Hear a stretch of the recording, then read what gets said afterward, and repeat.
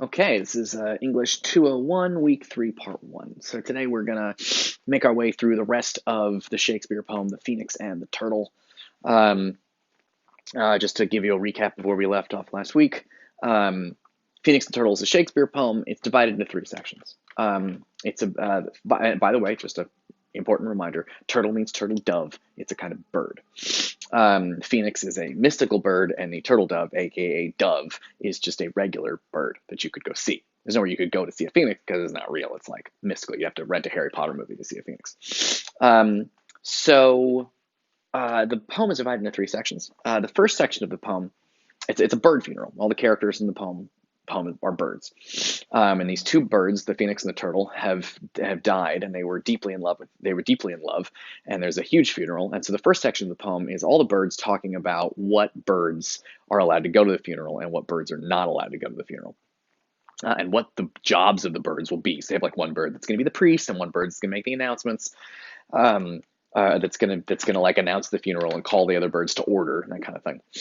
And then the middle part of the poem is essentially a speech, like a eulogy delivered at the funeral, where they say what made these birds amazing. And what made the birds amazing is that they were two creatures, a phoenix and a turtle dove, but also one, because they were soulmates, and so they shared one soul, and they were inseparable. They were faithful to each other. They were in love, and it's like they shared a soul. They were one person. And so the middle part of the poem kind of goes over that paradox. The paradox is irony, because it's two things that contrast or do not fit.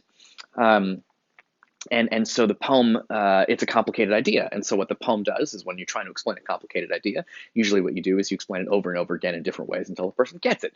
So what the poem does is explains this complicated idea in multiple ways, which is why the poem is incredibly difficult, because the idea is difficult, that somehow you can be both two and one at the same time, and that's what love is. But it's also, once you get it, the whole poem becomes easy. Like once you understand, like there's two lines of the poem. Actually, the key to the poem, I feel like, is in, it's the line. Sorry, I had to walk over here. So they loved as love in twain, that's two, had the essence but in one. So there were two bodies but one soul, right? The love in twain is two, but had the essence but in one. They were one soul, one essence. And so once you understand that, the rest of the poem's just kind of working it out in detail. Yeah, okay. And they talk about how if somehow they're both one and two at the same time, it's like somebody murdered math, because math doesn't work anymore to describe these birds.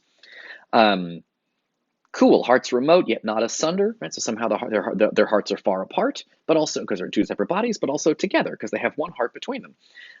Distance and no space was seen. So there's distance between the two. They're two separate creatures, but also no space because they're one. Okay, cool. So now let's pick up at we're at sort of the top of the second column here. I'm up here. This is kind of where we left off.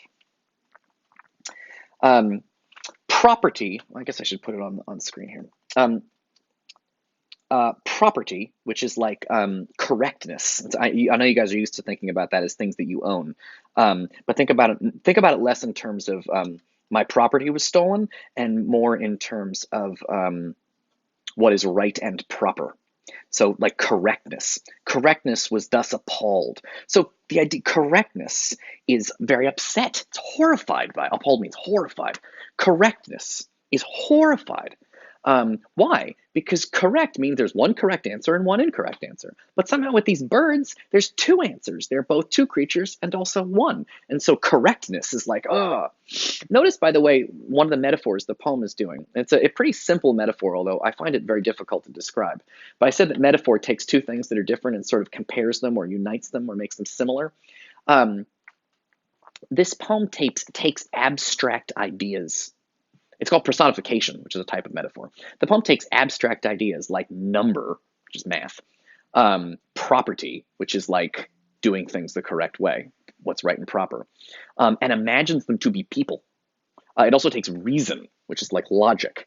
And so it's like logic is at the funeral. Math is at the funeral.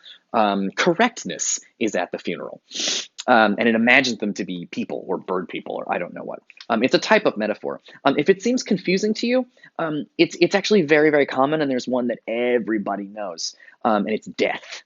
You ever see an image of death where death has like a hood and like is a skeleton and has a big scythe, which is like a pole with a big like curved knife blade here? Um, Death doesn't really look like that. Death is not a person. Death is an abstract idea. But if death was a person, the idea is that death would look like this creature in the cloak, the skeleton with the scythe, this big sort of curved blade on a stick.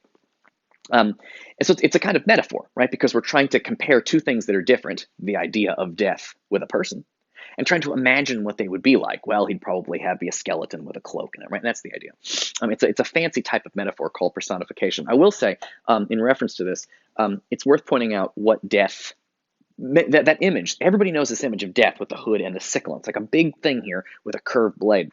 Most people don't realize what that is. It's real interesting.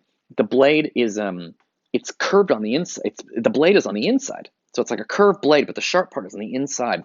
And a lot of movies will have death use this as a weapon, where he like chops people's heads off. But it's a terrible weapon for chopping people's heads off, because you need to get the blade on the other side of the head and pull forward. And if you don't chop their head off, you're going to be dragging the person into you. If that person has a sword, you're getting stabbed.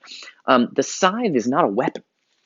It's sometimes in cartoons and shit, death uses it like a weapon, but a scythe is not a weapon. It's essentially a lawnmower. It's used for cutting wheat and grass. The idea is that it's curved on the inside because you hold it like this and you swing it and you walk forward, and as you walk, it cuts the grass down. So what's interesting about it is that death as a person, it's a metaphor. But the metaphor is lost on most people because they have no idea what that thing he's holding is, the scythe. The metaphor is death is like a farmer. I know he's like a big scary serial killer guy when they show him, but he's in movies and shit. But like that weapon he's holding is not that thing he's holding is not a weapon. It's a farming tool.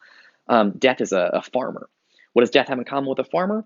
Because that life grows on earth, and when it's time to, just like the farmer harvests the wheat, death harvests the souls and takes them to the afterlife. So that's the metaphor. So in this poem, we've got some personification metaphors where we imagine math getting murdered. You can't murder math, but in the metaphor, if math was a person, you imagine that this situation with the phoenix and turtle would be like murdering math.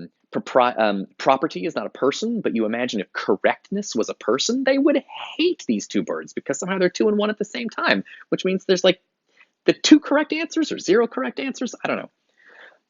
Cool.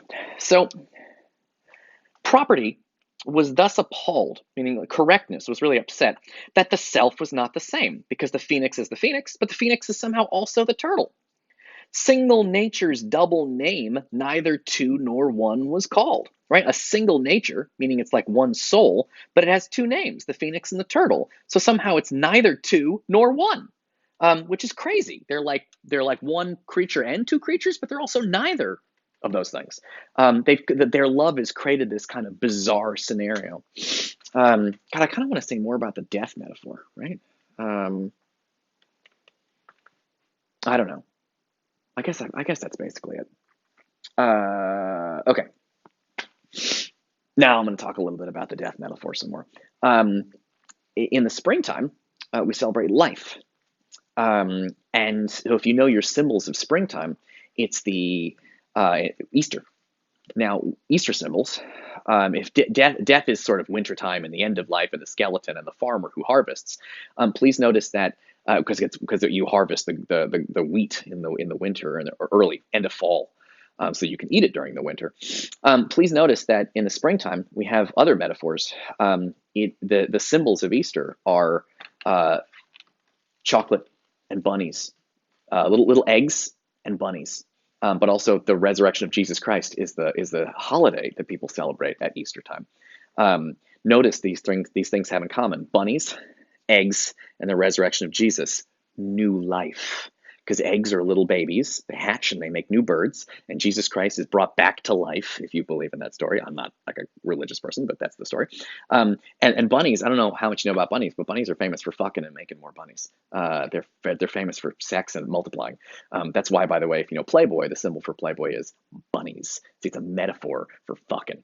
All right, I'll see you guys in the next one. Yeah.